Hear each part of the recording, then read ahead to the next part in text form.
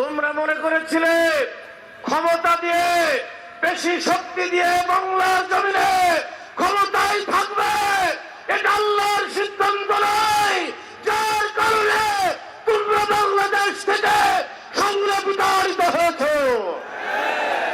এদেশের ফ্যাসিবাদ ইসলাম বিরোধী শক্তি মনে করেছে যদি বাংলাদেশ জামাত ইসলামীকে বাংলার জমিনে স্বাধীনভাবে কাজ করতে দেওয়া হয়, এই বাংলার জমিনের সমস্ত জনগণ জামাতের সাথে ঐক্যবদ্ধ হয়ে যাবে।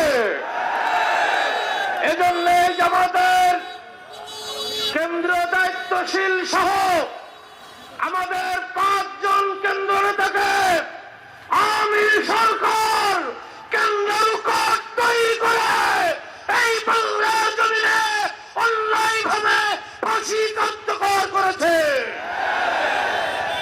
এরপরেও বাংলার জমিনে এদেশের ইসলাম প্রিয় মানুষদেরকে জামাত থেকে আলাদা করা সম্ভব হয় না।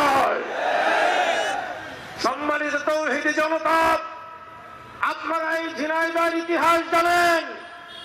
এই ঝিনাইদহের শিবিরের সভাপতি 3 জন সভাপতিকে হত্যা করেছে তারা।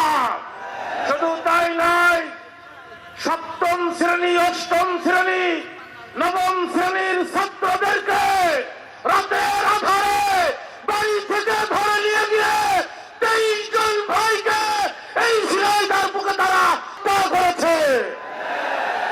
আমরা তাদেরকে বলে দিতে চাই, তোমরা মনে করেছিলে ক্ষমতা দিয়ে, বেশি শক্তি দিয়ে বাংলার জমিনে ক্ষমতায় থাকবে, এটা আল্লাহর সিদ্ধান্ত নয়। যার কারণে তোমরা বাংলাদেশ থেকে সংগ্রাম বিতাড়িত হয়েছ।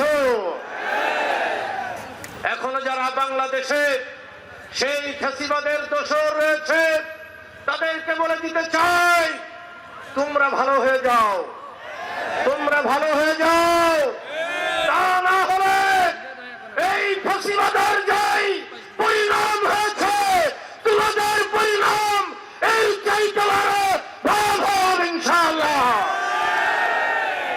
আমি তৌহিদি জনতাকে বলতে চাই, বাংলাদেশ জামাত ইসলামী এই বাংলাদেশে শুধু ক্ষমতা দখলের জন্য রাজনীতি করে না।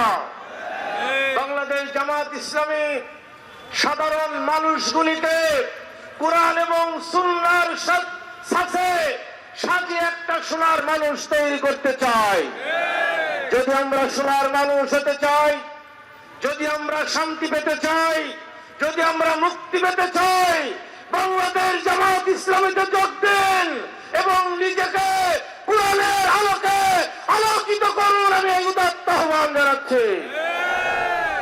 আমি আজকের এই কর্মী সমাবেশের পথসভায় আমাদের কর্মী ভাইদেরকে বলতে চাই, আমরা এই বাংলার জমিনকে, বিশেষ করে এই ঝিনাইদহ জমিনকে কুরআনের আলোকে একটা সুন্দর ঝিনাইদহ করতে চাই। এজন্য ঘরে ঘরে, পাড়ায় পাড়ায় ইসলামের দুর্গ গড়ে তুলে বাতিল